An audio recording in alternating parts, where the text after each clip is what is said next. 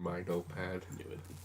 What's up, everybody? This is Scott Icebox Nemi with The Real Frame of Mind and Not Another Top 10 Show. Before we get into what we're actually doing today, I'm with Taylor and Damon, who are going to help me decide some top 10 things here. But first, guys, we just wrapped up top 50 favorite films of all time. What's your feelings about that? It took way too long. It did take way too long. And I'm sure we won't have the videos for those up anytime in the near future. Well, hopefully. No, we'll be getting them slowly, progressively out in the near future. Sometime in 2017, part 5 will be done. Yeah, I mean, look, you create suspense. Yeah, Just right. It's like a Hitchcock movie is our top 50. A Hitchcock movie that lasts for months. With that said, check out our other videos on the Real Frame of Mind. But what we do here at Not Another Top 10 Show is basically copy every other top 10 show. Yeah. Except for the fact that we're going to try to do this weekly, hopefully. So our topic today is going to be, with Oscar buzz and everything coming up soon, we're going to be doing the top 10 Best Picture winners of the Academy Awards. So the one little hitch in this is that we can't choose from the entire list of Best Picture winners. We actually have to go from the year we were born to 2015. So for anybody who doesn't know, which it's probably most of you, Taylor, Damon, and I were all born in different years. So I'm representing 1990. I am 1989. Whoop, whoop. Old man. I'm 92. 92. So Taylor has it a little bit more rough, I guess, depending on which way you look at it. It could be easier or harder with the not as many films to choose from. But first, I'll just tell you what I do. I'm a radio, TV, film graduate from Wisconsin Oshkosh. Minored in journalism and history because I thought it would be fun. So, Damon? I am a current student at the University of Wisconsin Oshkosh in radio, TV, film with a journalism minor. Taylor? I'm a current student at UW Fox Valley because I started late. I'm going for the same thing, radio, TV, film. So Awesome. So here's how this is going to work. We're going to start with our 10, 9, 8, go around the circle and discuss a movie, 10, 9, 8, and then we'll go 7, 6 for each of us, and then we'll do one apiece for 5 through 1. If there is a film that one of us has higher on the list, meaning better, we'll actually pause and just wait to discuss it as a group, a whole unit, instead of just talking individually about it. So let's kick it off. Let's have Taylor start. Why don't you give us your number 10 from 92 to 2015? my number 10 would be The King's Speech. Okay. We're going 10, 9, 8, you Yep. said? Yep. Alright, my number 9 is Birdman. And my number 8 is The Departed. Ooh. Wow. Yeah. No, we have to pause on at least 2 of those. Okay, Departed and so Birdman, I'm King's guessing. Speech. Yeah. King's Speech Talk actually about. didn't make my list. Mine either. I very much enjoyed King's Speech, and I think it's because I was going in thinking it was going to be horrifyingly boring, because it's just about a guy talking, and I found myself essentially enamored in the story, and Colin Firth and Jeffrey Rush and all that, and it kept my attention when I thought it wasn't going to, and that's why I really enjoy that. I put it as number 10 on here.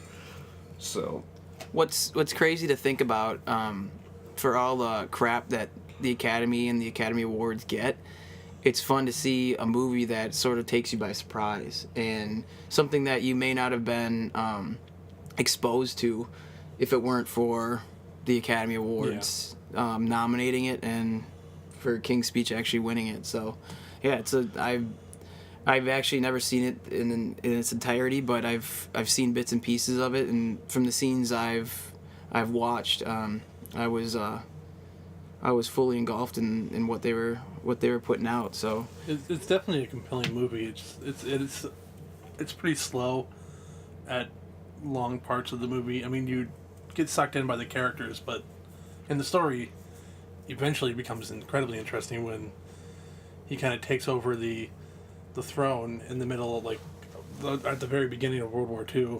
So it's kind of like, wow, like, what a terrible time to become a king. Yeah.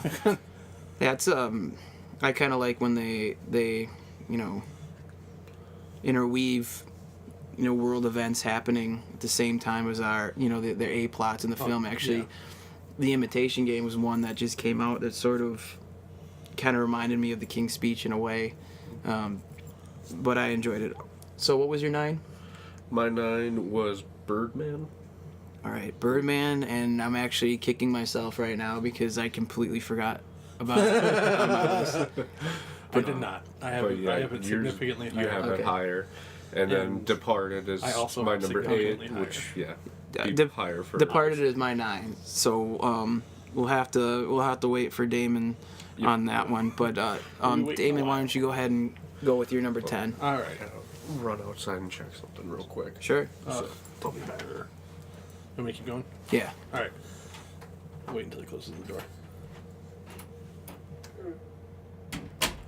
All right. So my number 10 is No Country for Old Men. Okay.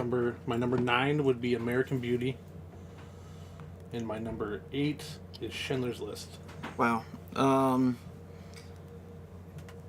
One of those is higher Yeah. on the list, I just based off your top 50, I assumed Schindler's List is on it. but Or high on. for No Country for Old Men, I'm willing to talk for it. I have it at number 8. Okay. I think that film, in terms of being a Coen Brothers movie, is kind of, not saying that they did this poorly. Obviously, it's on my top 10 Yeah. for Best Picture winners, and it's a Best Picture winner. Yeah. But it seems like it's completely out of their realm of what they usually do, because they usually have, even in serious movies like Fargo or something, they usually like to pencil in some room for some jokes and some Yeah. comedy. And That didn't really happen at all. no, yeah, I mean, you could probably chuckle at a few things in there, but I Yeah. mean, it's very dark It is. too. But just going back and watching the coin toss scene today, it's amazing to break down that scene and just think of what sort of chaotic order that Anton Chigurh, I guess, lives by. Yep. And then there's they do such wonderful things with the camera, especially when in that scene particularly with the way they shoot Anton and that old man. And then I was actually recently listening to a video about No Country for Old Men, and they said that the wrapper, he's eating peanuts, and the wrapper that Anton crinkles up and puts on the desk is like resembling a fuse that's about to go off, because he's about to decide whether or not to kill this guy. Yeah. But so that was my number 8, was No Country for Old Men. It was what number was it for you? 10. 10. So pretty close on that one. Did you have No Country for Old Men? Higher up, yes. Oh, much higher. Much higher? Like, towards the top. Okay. Well, we'll make a we can just come because back of to that emergency, we'll make a we'll go ahead and just talk about No Country for Old Men. We already did, or we can you wait. already did? Yeah. Yeah. Well, I mean, I can just give my piece when I... Cool. So you had Yeah, I'll go through it again since Taylor's back. No Country for Old Men at 10. American Beauty at 9. And Schindler's List at 8. I have Schindler's List much higher. mine. Yeah, so- Me too. Okay. But for American Beauty, what are your thoughts on that film? It was a movie, like, it was so incredibly hyped for so long, and I didn't watch it until probably a year or two ago. I mean, fully.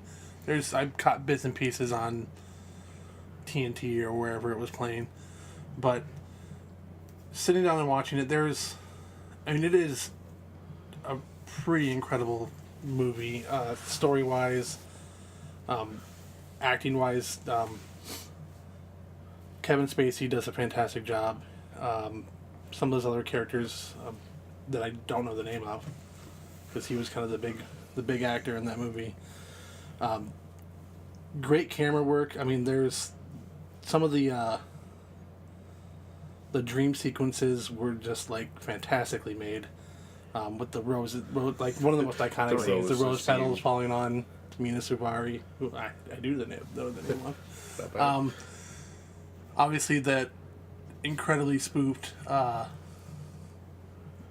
paper, or not paper, plastic bag in the wind. It's been spoofed by like every comedy show ever. Yep. So I mean, that just shows how iconic that is as well. I don't know. I just didn't have it higher because I've only seen it the one time, relatively recently, and it didn't like skyrocket up my list, I guess. Yeah, I mean, American Beauty is, it's mainly for me, it was just a delight to look at. Yeah. And I haven't revisited that movie in a long time. I bet you I was in elementary school when I first saw that and just never sort of came back to watch it. But, yeah, I mean, I think it's gorgeous. It's, Conrad Hall, I believe, did it. And that guy did some good movies. Road to Perdition, Butch Cassidy and Sundance Kid, Cool Hand Luke, things like that. And I think it's Pretty big list. yeah, it's a really fun movie to watch. Yeah. Thora Birch in that? Yes. Okay, yeah, Yep. that she was underage and got naked. Yeah. Yeah. That was definitely. Yeah, they definitely passed that off. I don't know how, but Well, being like the crush of my life when I was younger, because I absolutely love Hocus Pocus, yeah. and like seeing that, and it was like, oh my god. Well, wasn't it that she was like just underage, and She by was the seven- time I the think she was movie 17. released, I thought she turned 18 by the time Something it actually probably. released. But it still caused a bit of a Obviously. uproar because but it is really a very good movie. Just missed my top 10. I knocked it out for King's Speech. So, like Spacey was great though, He was. and I'm sure. It's a really simple story, but it was really compelling nonetheless. Yeah, I'm sure Blake would be just all over this right now Oh, because definitely. he's in He's- love with Kevin Spacey. Crazy about Kevin Spacey. So, Scott, what's your 10 through 8? Okay, 10 was actually a film that I recently went back to watch, which I'm glad I did because it wouldn't have made my list otherwise. And I know probably some people would think that I'm sort of living in the moment to knock it out because I don't have Birdman on there, but I just forgot about Birdman. I just went through and put all the names Yep. down, and then Birdman I literally don't have any number by, even in the preliminary ones. It's on there. It's the very last one. I can see it right now. There's nothing by it, so my bad, but it makes it a little bit more interesting and to have a different film on there. And number 10 I went with Unforgiven. And this movie is so cerebral that people it's kind of just look over it as, oh, well, it's just a Western. It's just with, it's another Clint Eastwood Western. But mind you, this is a movie that Gene Hackman beat out Val Kilmer for the Best Supporting Actor Academy Award. However, granted, Val Kilmer didn't even get nominated, but still, he beat him, so he won. But Unforgiven has so much to say, just politically. It has so much to say in terms of humanity. The little things that they detail. I mean, just for an example, they pay these, for those of you who aren't, familiar with the story, Clint Eastwood is a retired, gunslinger. He was a terrible person. He found love in a woman that he didn't understand why she would love him. Had a couple kids, she died, and a young kid comes one day looking for a man who will help him get a bounty on some people.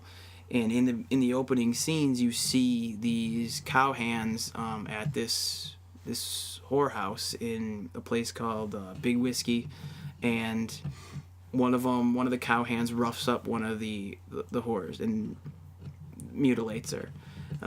So these whores, led by Rose DeWitt Bukater's mom from Titanic, don't know the lady's name. She's like the main. She's like the bottom bitch kind of. I know who you're talking about, but I don't know her name. The main lady who actually puts out the bounty. The ironic thing about it is that they put $1,000 down. I think, if I remember correctly, it might be total, or maybe it's per each person. So she's putting an amount of money on the lives of two men. One who was completely innocent, the other who actually did assault and mutilate one of the women. Yeah. But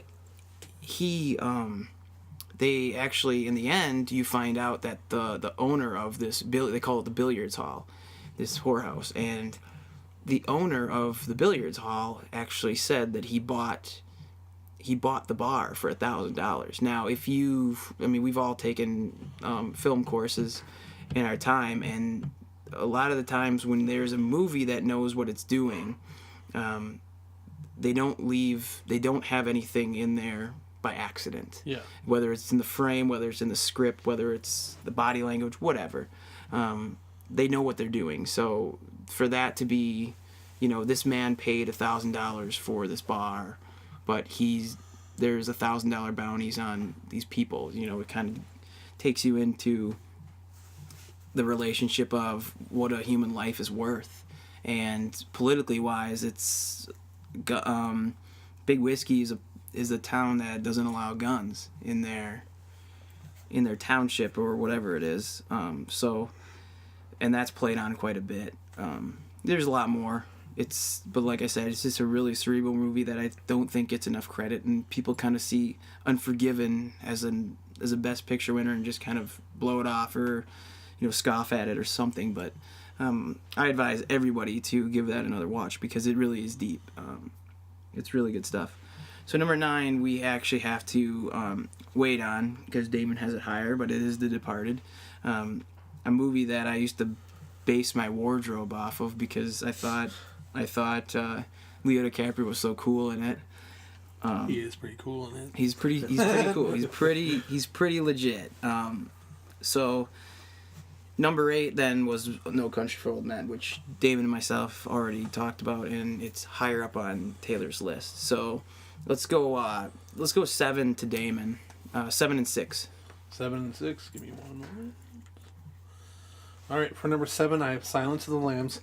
I actually just cut it out for Unforgiven. Yeah, which I don't believe Taylor even has the opportunity to have because he's too young. Just out of my range. Yeah. Number 6, I have 12 Years a Slave. Okay, we're gonna have to wait on 12 Years a Slave. I have that one just slightly higher. Yeah. So I guess we'll wait for 12 Years a Slave. But your number 7 was again Silence of the Lambs. We can talk about it. Okay.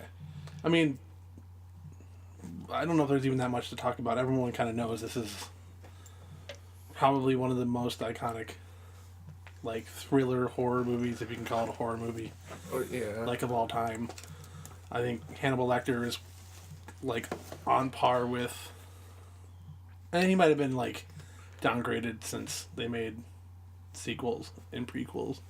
But I mean, if you just at the take time the he first was one as yeah, its he own- was he was one of the most iconic villains. Yeah, of all yeah, time. without a doubt. I think when you think about him in terms of, I think what's compelling about Hannibal Lecter is that he looks like just. Well, Anthony Hopkins is kind of weird looking, but he just looks like a normal old guy. Yeah, he just looks like how could he possibly hurt someone? Right. But he just yeah. kills And then the him. fact that he's super smart is Yes. almost, it's just as terrifying as if he were extremely fast and Yes. can run you down. But And Yeah. Mads Mikkelsen?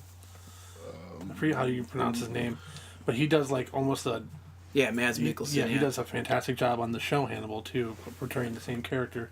Yeah. It's slightly different, but like, Well, he was only on screen. Anthony Hopkins was only on screen for a few minutes, I think it was, when he won the award. yeah.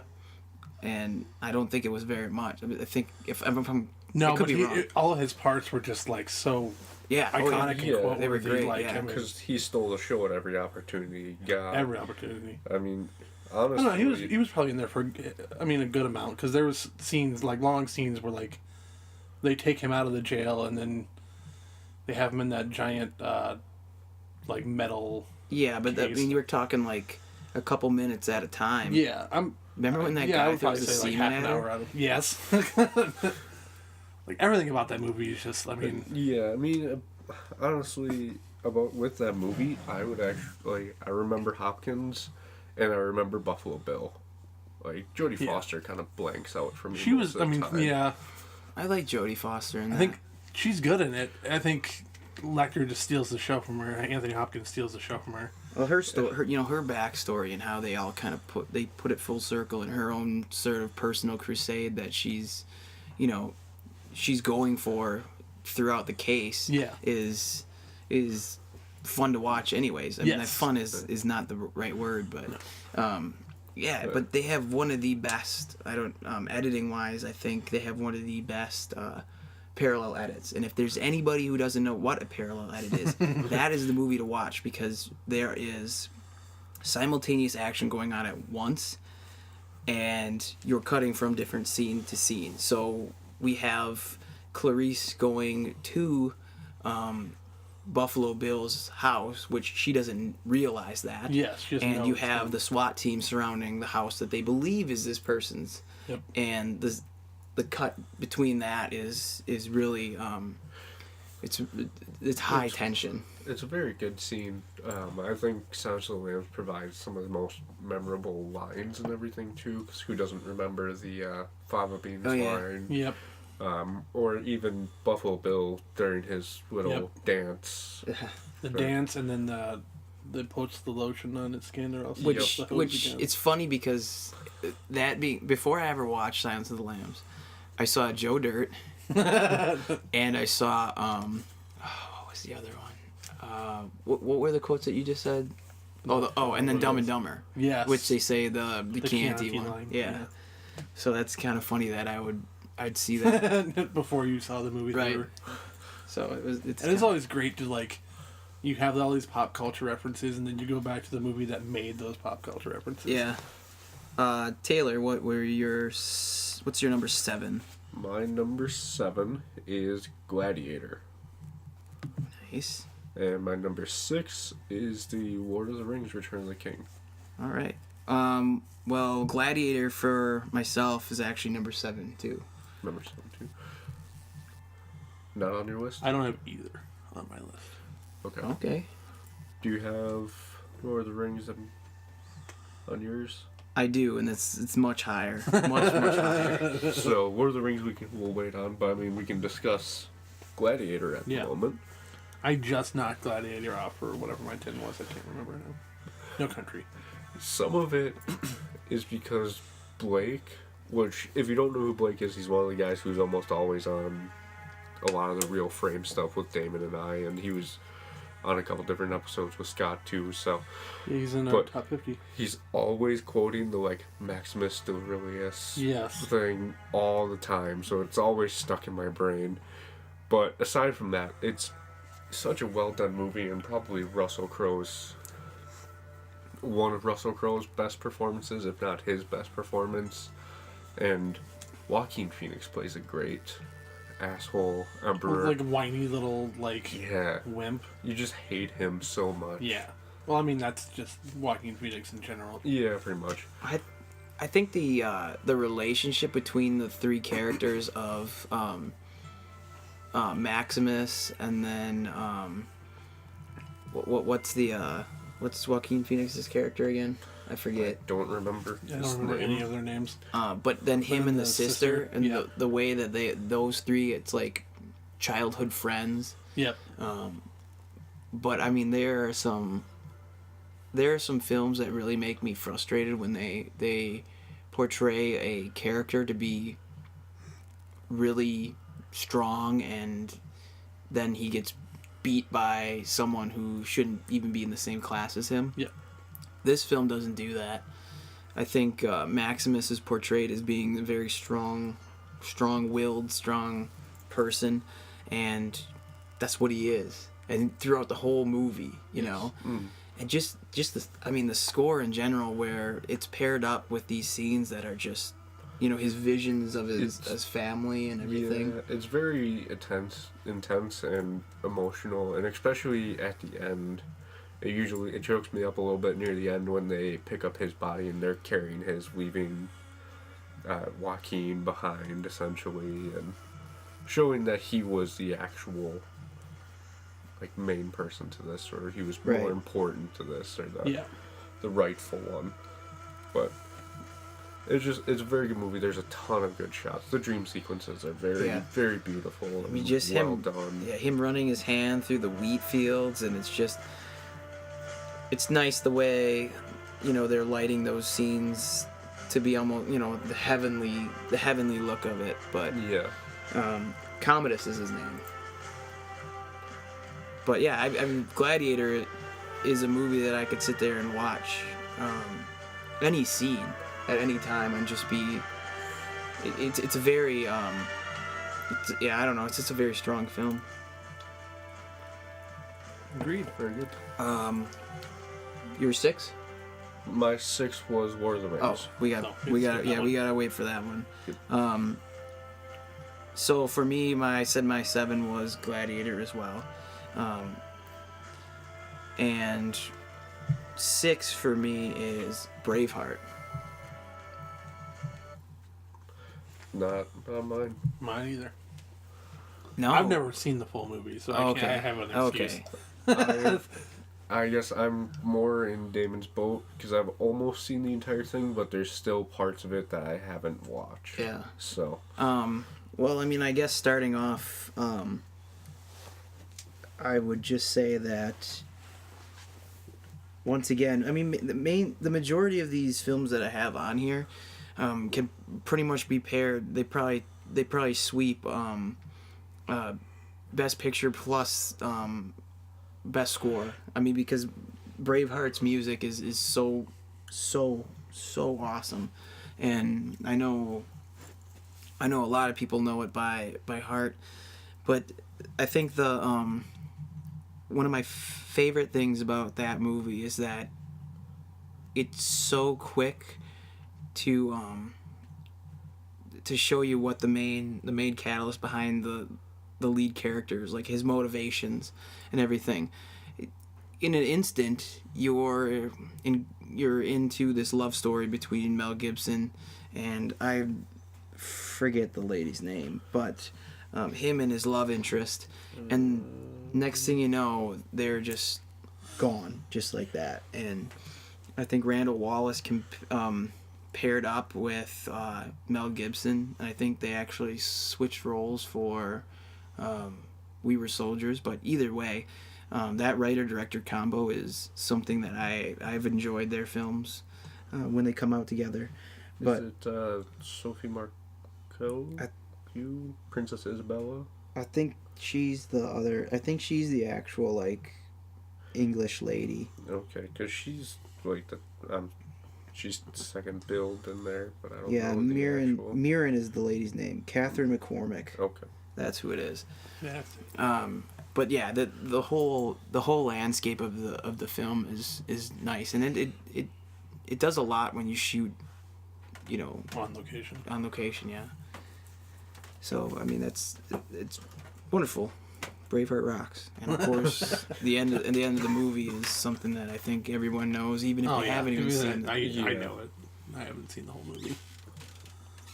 Another scene that's been spoofed by like everyone. Oh yeah. I mean, It's even just so like even that shitty movie, Well The done. New Guy, did Yep. a spoof of one of the scenes. It was like, come on. That dude, by the way, reminds me of John Boy. I could see it. Yeah, that scrawny gangly creature. All right, Damon. Now we're going one apiece. So you're 5. I left my phone. There it is. All right, my number 5 is Forrest Gump. Ooh. You wanna- I have it at 4, so do you have it at all? Nope. Oh, you're the worst. I know. We can talk about it then. It's a really good movie, and this is a Spielberg movie, right? No, No, it's not. No, Zemeckis. Zemeckis. That's right. Okay, you started saying it, and then I remembered. Probably, I mean, Tom Hanks has put in some fantastic performances in his career, but I think this is probably like one of the best, if not the best. Yeah, you can argue that Yeah. either way. I love when movies put like they take fictional characters and put them into like real life events. Yeah. Well, Like, they which did a is great this- job at it too. This entire movie was that. And like the only part, well, the main part that I like about Watchmen is the beginning when they take like fictional characters and they insert them into real life events like the Kennedy assassination, that kind of thing. And then they did it with Forrest Gump, and they edited it together really well. Like the scenes with like him meeting. Who did he meet? Kennedy. Yeah, he met the president a few times. Yeah, I think he met Kennedy and Truman. Probably no, Truman was earlier. Johnson. Johnson, I think. And it's just like That lying son of a bitch Johnson. they did such like a good job of like taking these like these scenes from like television shows like where they were showing like, you know, people meeting the president and just inserting Tom Hanks into them and making it so like casual. It was great. Yeah, no, I mean, basically you can just cheat by saying the story behind Forrest Gump is so well done. Oh god, yeah. And then obviously again matched with Alan Silvestri's score, it's a movie that you can go back to, and it's Yeah. one of those longer ones too. And it's a very sneaky, like, I mean, if you think about it, it's just a love story. Well, Like, it's a love story between him and Jenny, yeah, I mean, but it doesn't like feel like it. but memorable characters too that are so well written yeah. for. Oh, yeah. Like Lieutenant Dan and him. I mean, but when you think about it, I mean, a lot of these characters, even though he's in and out with so many people, they kind of come full circle. Yeah. You know, Lieutenant Dan ends up, you know, finding out that he had more to live for than Yeah. just dying and Almost in being a like war. one of his best friends. Right, and then After like hating him. yeah, and, you know, obviously then Jenny has that arc, but even Forrest himself, you know, he's questioning, you know, if there's some sort of laid out plans or you're just floating around. Yeah. I can't remember the actual quote. Floating around all something like accidental like, but yeah, I mean that movie's got a lot of heart, Oh, and that's one reason why, you know, one of the main reasons why I go back. But just the pictures of he goes to so many different places, and they highlight these places that he goes to so well. I mean, there's a shot, one of my favorite shots in the whole movie is when he's talking to Jenny about his travels, and when he's just sitting on that boat or standing up on the boat, just looking out at this endless ocean with the sun setting. Oh, it's one of my favorite. Yep. Because I've looked at that before, and it's an incredible scene. So Oh yeah. yeah, Forrest Gump is a wonderful movie. Why didn't you have that on there by out of curiosity? Are you not a fan of it, or It's just been so long since I've watched it that I honestly would have to watch it again Yeah. before. Because I've watched it once. Only once? Yep. Oh man, like it's a movie that I mean, back when I had cable, like if it was on TNT, like I was stopping and watching. oh it. yeah, Even if it was just for like 20 minutes, because it's like you can stop at any point in that movie and just be like, yeah, I remember this part. well, I mean, you have to be such a. I mean, I think all, you know, any specific kind of writing is impressive when you're writing for a Best Picture Yeah. winner, but for a movie that has such a large variety of characters and having so many of them be memorable, even the guy that just runs up with the T-shirt. Yeah. I mean that guy is hilarious. I can even remember what he's wearing. You know, like it's Yep. it's insane what a movie like that can do. But sorry, what did you say your 6 was? I always forget. We're on 5. Oh, I'm sorry. What was your? What My was your? 5 was Forrest Gump. Okay. Yeah, we're doing one. I set the rules and I can't even remember. My number 5 would be 12 Years a Slave. Okay. Okay. A little bit higher yet. A little bit higher yet. Well, Do you have it, Damon, at all? I had it earlier. I had it at. Yeah, you were. Well, why don't we just talk 8? about it now? I Let's forget talk. mine Let's, was. Otherwise, we can wait up until. it's a couple more up. Oh, my So 12 was far. only 6. Well, why So, don't I mean, why don't we save that till it's up? Because you have Okay. it higher up, so we'll Alright. just save it till it's higher up. Sounds there. good. we can all, I mean, clearly we all like it, so we can. Yeah. All right, so let's. So we're going to my. So Your 5 Taylor's was was 12 Years a 12 Years a Slave. Slave. So I'm gonna go with my 5 with Schindler's List. okay. Man, I'm still higher up on that yet. Are you? Yeah. and what are you at? Mine was. Okay, let's earlier. hold off. I think that's fair because you let me hold off mine was on 8. 12 Years. We'll hold off on Schindler. So my 4 was Forrest Gump. So why don't you jump into your 4? Okay, my 4 is Hurt Locker. Which I don't know if anyone else had Mine's that. higher. Wow. I'm gonna have a how much bone. higher? I'm gonna have a bonus. There's only 3 other movies left. Mine's very high. I've Really? Yeah. Oh wow. Okay, my thoughts on that movie have declined slowly over the years. that's understandable. I think it. Are we talking about it? We can talk about it. That's fine. Well, how high? How? I mean- how many? I Is it your Is it one? like A spot or? no, it's not my 1. We can It's talk your about it. 2. It'll be fine. Okay. It's All not right. your I guess we're 3. going with it then. We're gonna talk it's about not Hurt even Locker? on mine, obviously. Yeah. Okay. We can talk about it. I think it's a movie that stands. I mean, it's only been out for what, like 5, maybe 6 years, but I feel like it still like holds up today. And not that that's a big deal. I think it's a different kind of war movie because it focuses more on like the psyche of the characters rather than like Yeah. like I was just trying to compare it in my mind earlier to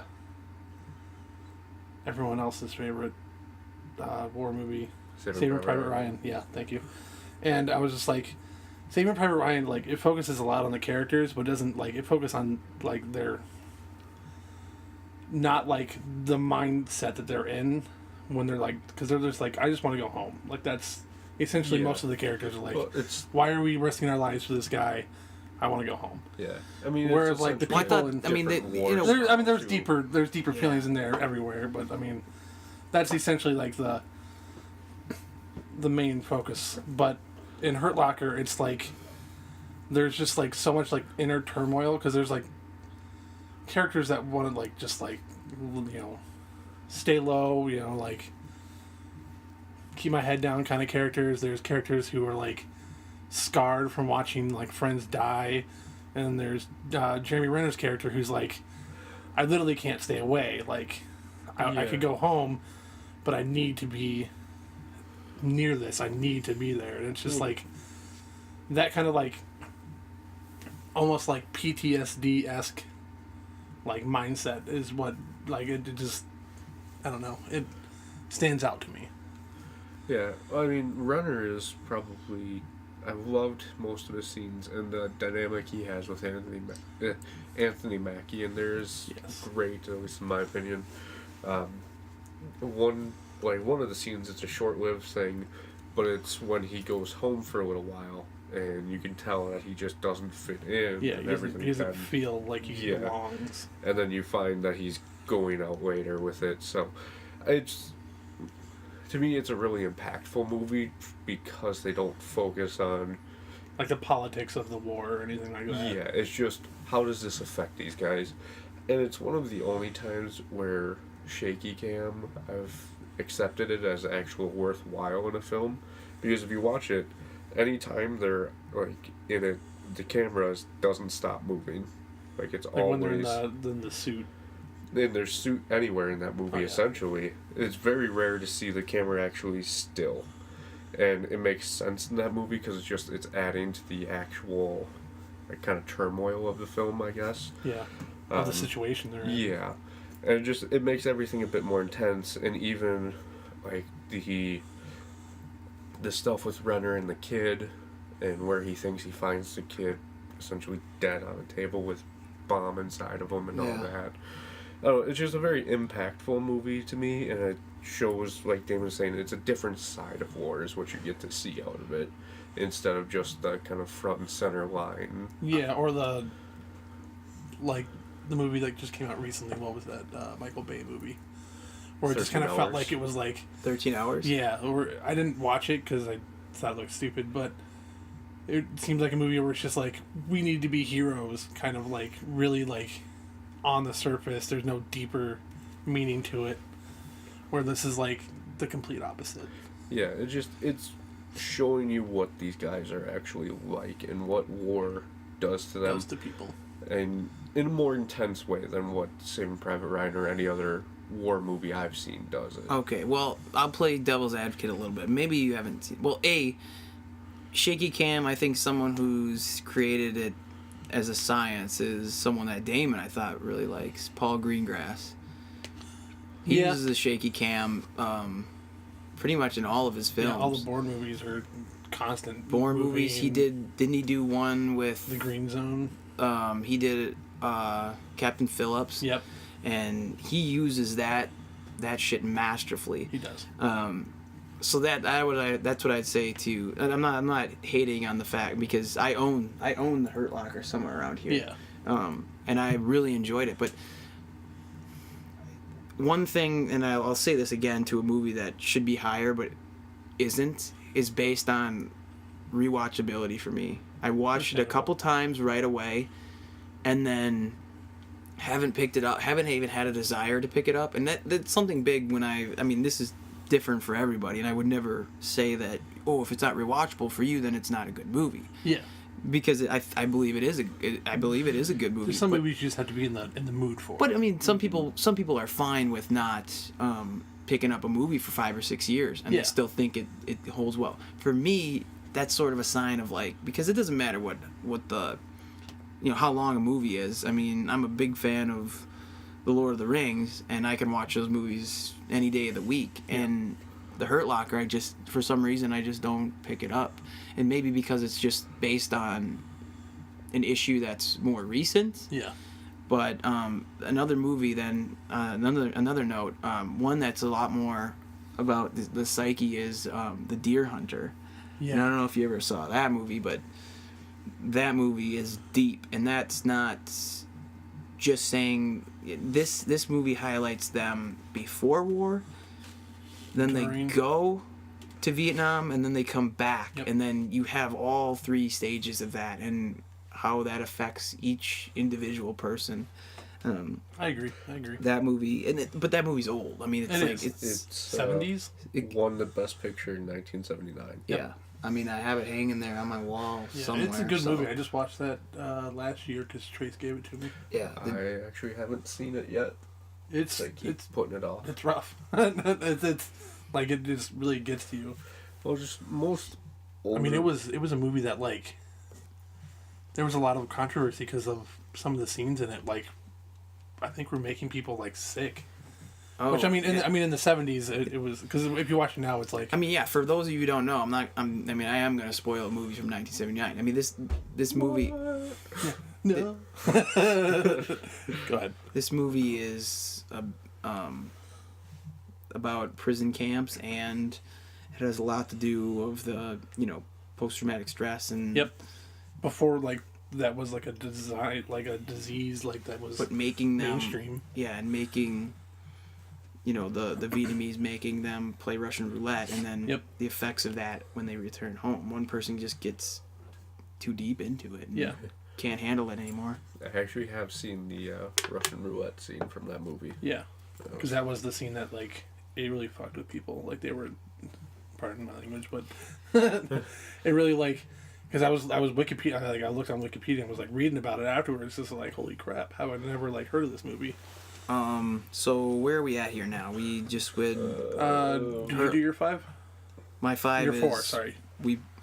4 was Forrest Gump for me. Yeah, and then I did 4, which is so Your used Hurt 4. Locker, so Yes, it's my 4. your 4. Which is No Country for Old Men. So I'll just do a quick little thing on this. Essentially, it's just mainly it's Javier Bardem that makes that movie for me, and Understandable. I always remember the gas station coin flip scene which we talked about earlier. So, yeah, essentially, you guys probably touched on everything that I would say about it earlier. I just very enjoy it. I put it up at that. Even a lot of people I know hate the ending because it's just kind of random almost. But I mean, I will give I'm assuming the Coen brothers wrote the screenplay for it too. I believe so. That it was one of the best adapted books that I've ever, like, I went out and bought the book and then read it, and like they did a pretty fantastic. There's some like dialogue differences, but other than that, I mean, they pretty much stayed right to the book, which I know some people regard it as better than the actual book, which for me it's a no-brainer. I pretty much don't touch the books. Yeah. I just watch the movies, so they're always better. But I have not watched that movie for quite a while. I'm probably gonna say before I started studying radio, TV, film, which is a movie I have to get back yeah, and watch, because I think there's a big parallel between Bardem and Two-Face. What's his name? Tommy Lee Jones. Tommy Lee Jones. Yeah. I don't know why I said Two-Face. I went with the new one. I was like, Aaron Eckhart. No. What? Yeah, sorry. But I think there's some sort of, and then just his whole, Tommy Lee Jones's whole arc that I would want to go back and watch a little bit closer. Yeah. But I mean, it's nuts that a guy like Josh Brolin has come so far since The Goonies. It's pretty amazing. But I love watching that guy, and hoping to go see Hail Caesar soon. So that was what, your 4? That was his Yep, 4. that was my 4. So 3, let's just we'll jump to mine because Okay. we skipped on it Yeah, earlier. Well, I mean, otherwise, my 3 would have already been done, so I can just toss it out quick. All right, yeah, go for it. Yeah, my 3 is the Hurt Locker. Okay, So, yeah, yeah, perfect. We just talked about it, so. Yes. All right, yeah, so my 3 is 12 Years a Slave. Yeah, Now we can talk about it. yeah. I've been waiting all night. Let's do this. You just looked up like Is that- so happy. Let's do this. Is that your 3? No, that was my 6, but it was his 5. Okay. So you all had it 3. relatively high. I mean, guys, what are your thoughts on it? I mean, Well, I just watched it for the first time, 3 days ago, I believe? was it Yeah. in your top 50? Nope. No, it was in Blake's. No, I know, but there was, I had it in mind. Blake Yeah. had his. Someone else had it. It might have been Trace. 'Cause Trace? I know I did. Because Trace, up until episode 2, had not watched it. So maybe he watched it and then don't it know. shot all the way up. Because I know I talked about it with you guys on the top 50, but I know here's I the didn't thing. have it in, I had think. said it, and I think Blake might have thought that he read what I had said. Yeah. Because then in the next episode, he basically said the exact same thing that I said. And I was like, hey, I've heard that before. And I was like, yeah, that's right, I said that. Well, I was actually I thought it was cool because, Yeah. if he thought he had read it somewhere, Yeah. then, then Or he was just like, that was actually really well said. Like, maybe I should. yeah, but he I had, just I subconsciously used it. I mean, it was the exact same scene. So it was Yeah. the part where they're hanging. They put the noose around Solomon, and he's on the tree, and that whole scene. Yes. Which, if you want to hear us go more in depth on, watch the top 50. Yeah. The actors in there really shocked me at how good all of them really were. Like, I was surprised how well Paul Dano played, like, a racist asshole in there. That song Somehow is- I wasn't surprised that he You was weren't really good at surprised that. that I was Paul like, Dano that did that actually makes really well? sense. Paul Dano would be a racist asshole. Cumberbatch, I was He was surprised very- he was happy very- with his accent. He was very like minor in the movie. Yeah, though. he was minor, but I For was being how happy built that up his they made that. yeah, his accent wasn't deep in there. No, The weird thing about Cumberbatch's character is, if you think about it and a little deeper, it's that although he was a little bit more sympathetic, he still owned slaves. You know Yeah, what he's I still mean? not a good guy. Yeah, Right, and he's No matter what. but he's still better than the next man up. Which, Oh God. Like I told Taylor this the other day. Like, if I understand why, I think that was the year Dallas Buyers Club came out, right? No, I think it was the year before. Okay, so I don't Because know. it was who, Gravity and 12 Years a Slave were dueling a lot. Were they? I think that was the year of that was a great year though. It was like I have the slip somewhere, I thought, but it was a good year, I thought. Yeah, I don't remember who won Best Supporting Actor, but I was pissed that it was not Michael Fassbender. Because And his insane racist person in that maybe movie that was the same year, because I think was I that the thought it same year of was. Philomena then too? I think so. I'm pulling it up. Because I that can would have tell you been when it the was. same year as Because I Wolf thought of Wall Street. I thought Argo and Gravity were the same year. No, because Argo won Best Picture, but 12 Years a Slave won Best Picture. Yeah, Yeah, I'm saying I don't think It Gravity was- was that year. it was No. Dallas Buyers Club Okay, because Jared Leto won. look up who was all nominated for Best Picture that year. Let me see here. Oh, Is that who was what- nominated for Best Picture? I think it that was year? Gravity. It was the same year because Alfonso So Cuarón who won. won? Do you know who won Best Picture? Just looking at, or Best Director? Yeah, Am I looking off that? Cuarón did. Best director Alfonso. was. Wow, doesn't put it. I'm telling Yeah, you. it It was. was okay. So Yeah, that was it was the same year. Alfonso. Okay. Yeah, because they flip flopped it. Yeah. They moved director behind all of like the supporting actresses and all. Yeah, I mean, actors but and that, so. but Gravity. Well, not Because kind that of was go the off same a year side Django note came because out, wasn't it? Gravity is like, yeah, I don't know. Okay. It- We'll it's stop hard to like remember. trying to think about this. Alright. We're sidetracked.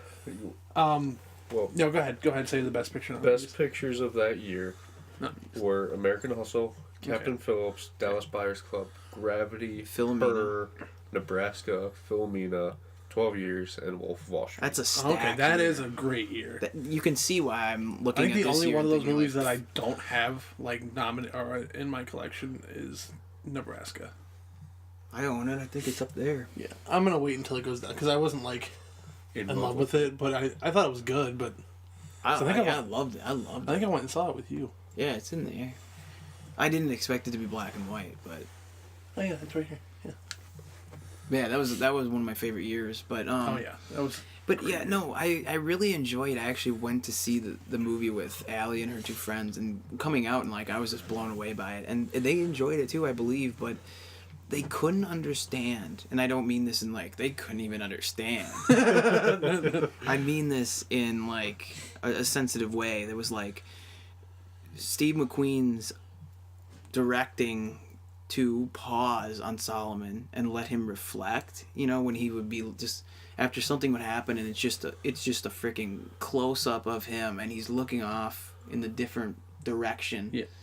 And just it was a hold. Like McQueen would hold on that for a while, and I thought it was very powerful that he did that. But I mean, yeah, throughout that whole movie, even when Brad Pitt makes that cameo, like Yep. that's some strong stuff. Yeah. I mean, Yeah. there's not much. When he else I finally can gets back to his family and Oh, like God. Yeah. they're like his kids are like grown adults. Oh my Yeah. god, that was so It rough. was Like just- I didn't cry, but I if I went back and watched it, I probably would. Yeah, I mean, I've been meaning to watch it again, but it takes It's so such a much yeah, out of you. it's a long movie and it's just so like horrifyingly powerful that it's hard to go back and watch it multiple times. It's nuts to think that guy's Victor Sweet from Four Brothers. Yeah, right. It truly is a sweet deal for both of us. Yeah. So, anything else on 12 Years, or have we? It was. I wrapped think up? that's pretty much it. That was just such a good film that it went up to number 5 after watching it 3 days ago. So Yeah. So maybe Trace did have it in his. I don't know. I don't remember. I don't anymore. remember either. So So watch go- top 50 and find out. Yeah. Yeah. When it comes out next year. Just kidding, Trace. Not really. Okay, so we're on 4? That was No, my 3. 3. Okay, we're on 3. My number 3 is a movie that came out last year, which is Birdman. Okay. With, I don't have it on my list. That was my but it was on his. I watched it in theater with Austin, my friend Austin, and was just like blown away by everything. The camera movements, which has become like a staple of Inarritu's movies at this point, like because this almost the same camera movements were used in The Revenant, but just like fluid going from like one character's walking down a hallway and then it like switched to another character who walks down the hallway and like going into rooms, and it's just Yeah, I was like like, oh my god, I could barely keep up. I mean, it wasn't like it was Especially- fast moving or anything. It was just like, what is happening right now? Especially with Birdman, he did essentially whatever he could to make it seem like it was just one giant Yes, long shot. there was definitely like a time period after I watched that movie where I legitimately thought he did the movie in like one fluid shot because there were points where like to pass time, the camera would literally just point up and it would like show like the sun setting or something, and I was like, you can do that and just like post. Yeah. And then like lean the camera down. I'm like, it doesn't even have to like stop the camera.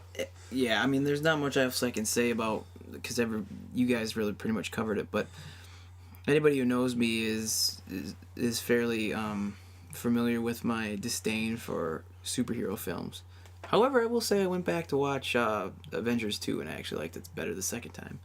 Anyways, and I do like Winter Soldier. Okay. Yeah.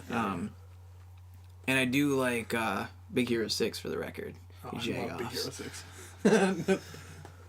But, anyways, I think the way that they sort of subtly ripped on superhero movies was personal. Gave me little bubbles in my Yeah. tummy, and I was giggling and loving it, thinking, yes. When he's going through the list of actors, like he wants to be in the movie, he's just like, the guy from Hurt Locker, Jeremy Renner, and he's like, oh, he's in the next Avengers movie. They gave that guy a cape too. Yeah.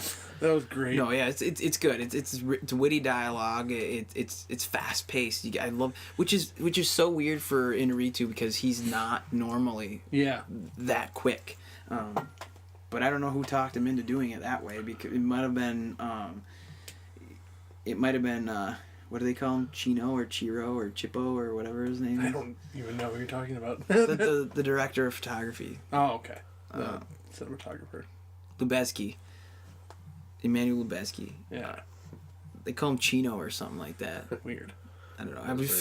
I feel like I'm on a more personal level when I call him. After watching a couple movies. Yeah, I figured, oh yeah, We're on a first name me basis, and right? Chino, you know. No, but his work is really good. And it's, like I absolutely love Gravity. I Yep. love Sleepy Hollow. I love. You'd actually be shocked at the different films that obviously he did, The Revenant. Yeah. So yeah, I mean he did Children of Men. Oh, that's a good movie. But he's up for a three-peat, so he did he did Gravity, then Birdman, and now he's up for Rubbing it okay. up against. I think the only other person that really is going to give him a run for the money is whoever did Mad Max.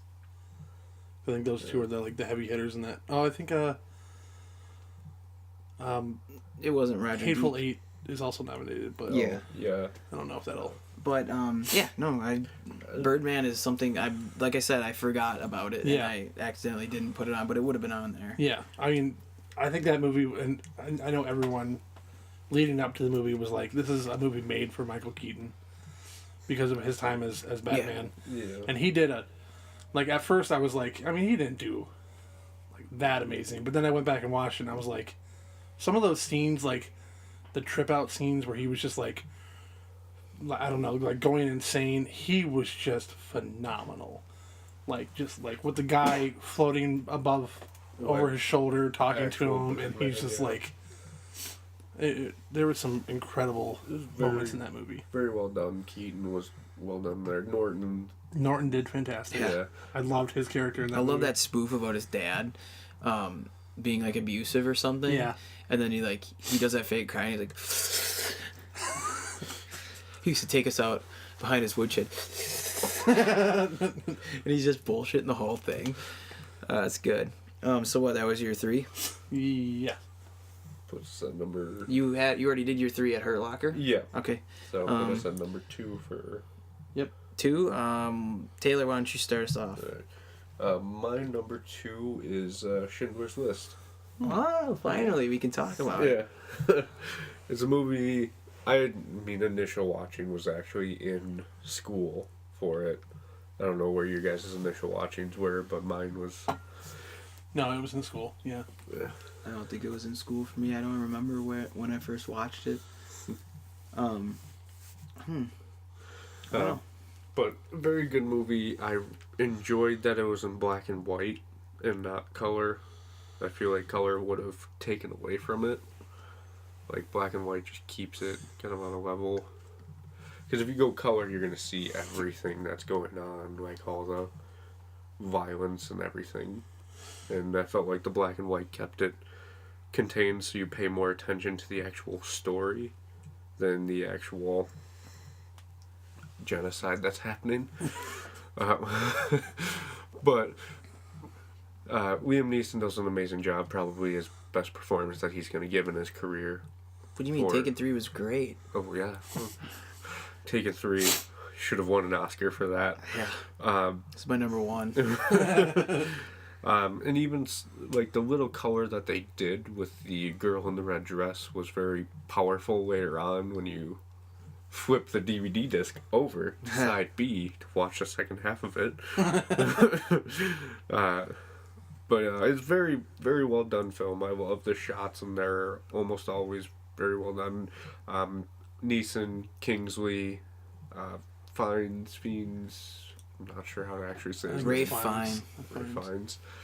He does such a good job that you hate him so much. Yeah. And at various points too, you can almost connect with him. You can't really connect with a genocidal maniac very often, but he does bring a bit of like humanity to the role more than what a lot of other Holocaust films and that do, although there aren't thousands of Holocaust films to compare it to, but yeah. But I really enjoyed it. Spielberg did a great job with it. All the acting was done. I just loved the black and white to it with the impactful girl in the red dress. Yeah, I mean, I guess the only thing I'd add to it is just I mean, obviously it's powerful and it takes a lot out of you when you watch a movie like this. I'm not Jewish. I'm not German either, but I don't really have those ties to that. But I am a human, so I know the atrocities that happened. But putting it black and white is almost a statement of when people say something. I mean, that's blatant. Oh, it's black and white. You know, you read paper, it's black and white. You see something like this, and it should have been in front of everybody's eyes. It's black and white. Like this went on, and who did anything about it? You know what I'm saying? Mm-hmm. And this guy did, and I think that scene with the little girl in the red, she sticks out so much in that scene, and nobody's looking at her, and it's almost like the turning point where he realizes this is terrible, this is wrong. But I think the scene that for me, I actually recently watched it within the last year, the scene that gets me is at the end when the war's over and they tell Neeson, you know, thank you for doing what you did, and he's just sitting there saying like, I could have got more. This pin right here, this is 4 more people, and it's very, very powerful. You know, kind of it almost brings you to tears because this guy did so much. But I think the most powerful line in that is Kingsley saying, you just saved generations of people, or he created generations of people by doing what he did. Yep. So I mean, there's so much more you can add to it, but yeah. You know, it's a very mature film for Spielberg, and I mean that's the range that guy has is insane. So yep, cool. Good David, question. you want to go next, or you want me to go next? Doesn't matter. Why don't you take it away? All right. So my number 1 and number 2 are both in my top 5 for top 50. So Ninja Turtles? This shouldn't be. That was in the top 20. So don't be a dick. So there shouldn't be too much of a surprise. My number 2 is Slumdog Millionaire. Oh, okay. Which I talked at length about during the top 50, so I'm not gonna spend another 20 minutes talking about it. But it's just a well-made movie. I don't think it cost a whole lot to make. It almost seemed independent to a point. Danny Boyle, just a great director. Probably one of my favorites at this point. Did a fantastic job with like a cast of like not actors. Like there was maybe like I think Frida Pinto and or Pinto, I don't know, and Dev Patel were like the only legitimate actors. I mean, no, because there was the one dude, the Who Wants to Be a Millionaire dude, was an actor. I mean, that's 3 or 4 people in that movie that were actors before the movie. They might have been from like Bollywood or something. Yeah, that's the one. The Who Wants to Be a Millionaire guy was like a Bollywood actor, and Dev Patel did Skins before that, which is a British show. Anyway, but like all the kids, the things that he went through to get those kids into that movie, and like he had to like secure them with places to live, and like he had like contracts made where like they had to go to school. Like he kind of like forced, I don't know if it was even the agency, like the company who made the film, but like he had it like written into contracts, so like they had to like help pay for schooling so that these kids could like go to school and have like better lives, because they were literally like slum dogs. They were people he pulled out of the slums in India. And I just think that like that in addition to like just how powerful the movie is itself, Like a story beyond the story. yeah, is pretty dope. Yeah, I mean, I guess one thing that you highlighted that I kind of overlook when I think about Slumdog Millionaire, and I actually watched it after a while after it came out. I don't know when it won, like 2008 or 2007. 2008, yeah. But I watched it quite a bit after that, and 2009. it is a it's this the way they tell the story is actually very unique. I wish they'd stayed with, because at the beginning it's like, and I said this during the top 50, it's they ask him a question about how he knew the answer to one of the Who Wants to Be a Millionaire questions, and then he would explain like how he knew that, and it would like be backstory to like his life, and then like a certain point they just stopped doing that, and I'm like, I wish they like kept it going, because that was a really great way to tell his story. Yeah, agreed. Is that all she wrote on Slumdog? Yeah, I'm not gonna spend a whole lot of time on it again. All right, well, you ready for this? Yeah.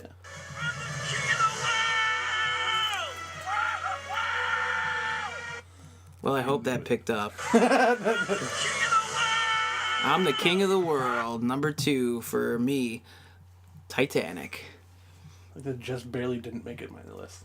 Yeah, I mean, look, I was pretty spirited on top 50 about this movie catching a lot of crap for whatever reason. I don't know if it's like not cool to like Titanic now. I didn't, if it was ever cool to like Titanic, but this movie blew me away. Yeah.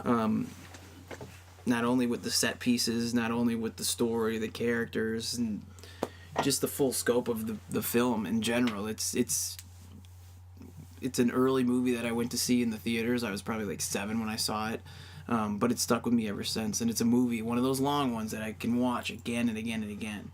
That's what I was going to say about Schindler's List. That's why I made it 5 on mine, just because the rewatchability just isn't quite there. And, Yeah. you know, I still had it at 5 though. But anyways, yeah, Titanic. I mean, I think, you know, even with the character of Cal Hockley, I think he's a, you know, Billy Zane's a great asshole.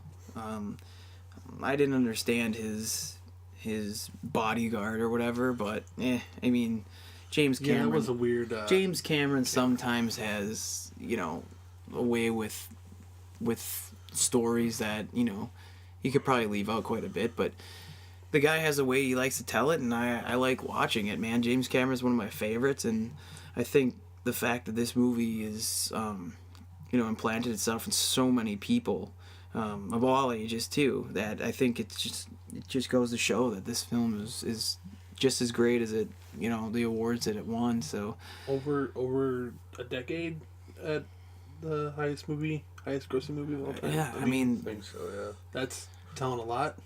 Well, wasn't it was Cameron that knocked himself off, right? Yeah. yeah, Or with was Avatar. And I actually really enjoy Avatar as well. I think when you look at a guy who's has the career of James Cameron, it's almost like people who like him they like cannibalize himself. So they start attacking things that don't need to be attacked. I mean, there's there are flaws in pretty much any movie you watch. Okay, It's not going to be a perfect movie. No. It's not such a thing. No, and I think when people start going through and the story of this and it's this and that, and it's like, look, you can have your little gripes about it, but I honestly do not understand why someone couldn't love Titanic or even give it respect that it deserves. Yeah. But you guys both don't have it on your list, so I'll open it up to So you're number one? why. But no, I Okay. don't I was not making on sure. my list. You didn't say anything about it, so I wasn't Yeah, sure. no, I didn't say anything because it's not on my list. Yeah. So I didn't. I mean, that's not that I don't like the movie. I just didn't put it on my list. I'm fine with the movie. I just, I didn't. It's definitely for me, another one it of those- doesn't beat out the other ones. Right, Just yeah. because It's definitely another one of those like iconic movies that are. Yeah. I mean, Yeah, I mean, I don't know what it is about lasting the that test film. of time. I don't know what it is about the film that just it brings you back. To me, I guess it's like to me it's Nostalgia. complete. No, I guess yeah, that little would bit. definitely be a part of it. But the way that he went through such the harrowing task of trying to get this to be scale, of the ship sinking and everything that guy had to go through to do that. And I mean, the guy, he writes it, directs it, and that to me that's a lot of work, It is. And I think as Leonardo DiCaprio goes, I don't think that dude he's beloved. I think that's the thing that everyone wants. I'm like, I want this guy to win his Academy Award because of his body of work, because I love the movies that he's in. Yeah. I Not don't necessarily the movie he's going I to win don't for. find he does not transform into characters for me. Like, he does not. He everywhere I see him, he's got that same voice. He cannot disguise himself like a Daniel Day-Lewis, Yeah. who can become someone so different, or the way Val Kilmer changed himself to be, Doc Holliday, which is that's the only thing I can say about Val Kilmer. But yeah, Titanic to me is just it's complete, and it's a movie that when it came out in 3D, like you could tell that Cameron's such a perfectionist that he went through the whole film again and did everything 3D. I don't know if you guys saw it in 3D in the theaters. I didn't.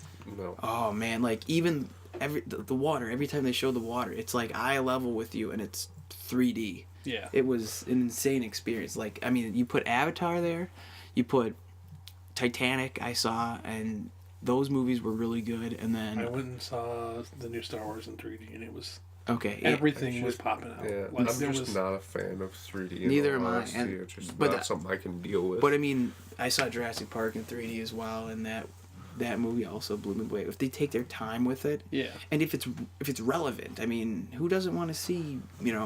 It was insane watching the water be like this eye level with the screen. It was in Avatar blew me away in 3D. But I wish if I could go back, I would have watched Avatar in 3D just That's because I one heard it of was the such like only movies where I would do that. yeah.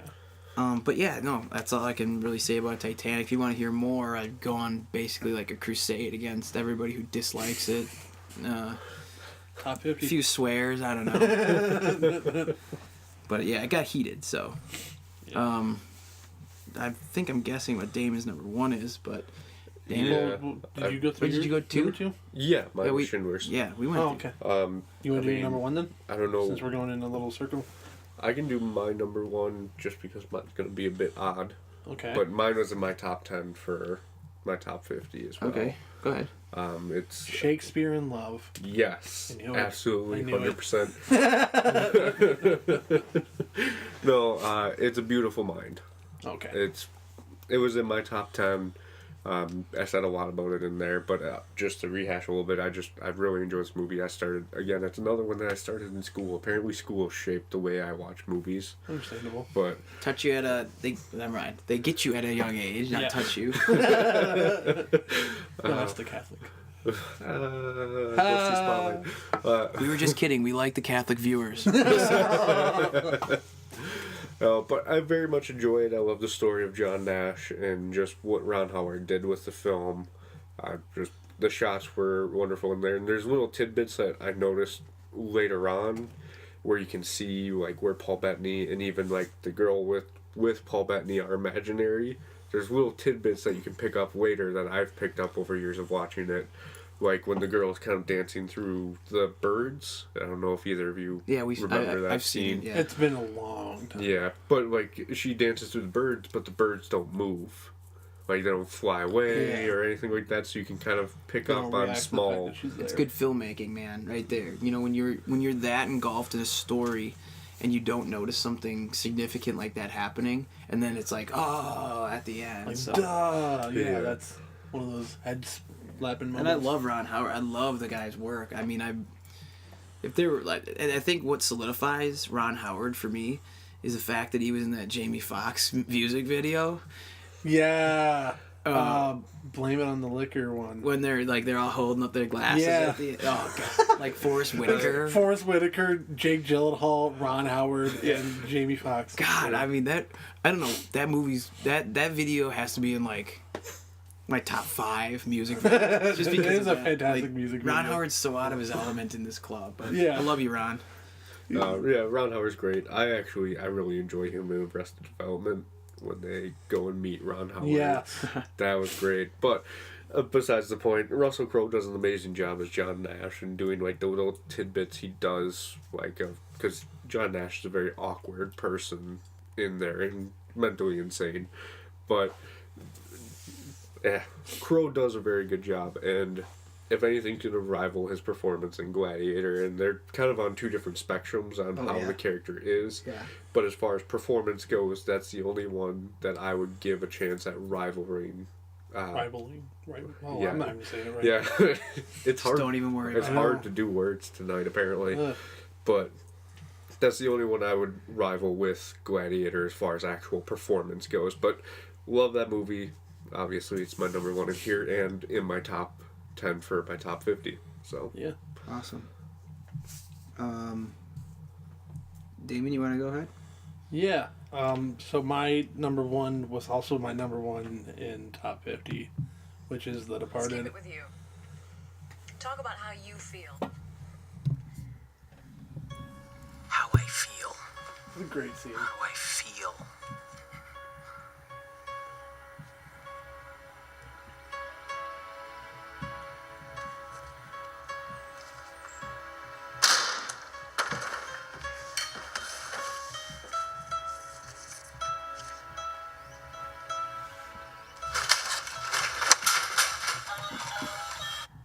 Two pills?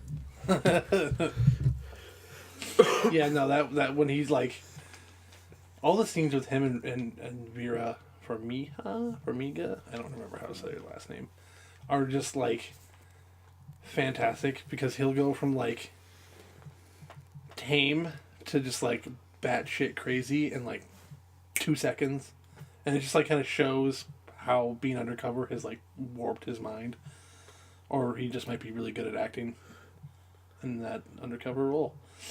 But yeah, I spent a little bit on this on top 50, so I'm not gonna go over it. I just like an all-star cast of actors. I mean, from multiple generations, like some of the best, like Nicholson and Sheen for one generation, and then like Damon and DiCaprio another generation. Like it's kind of melding the two. I mean, even Wahlberg and Alec Baldwin, who didn't have a huge role, but I mean he had some pretty quotable parts in that movie. It's just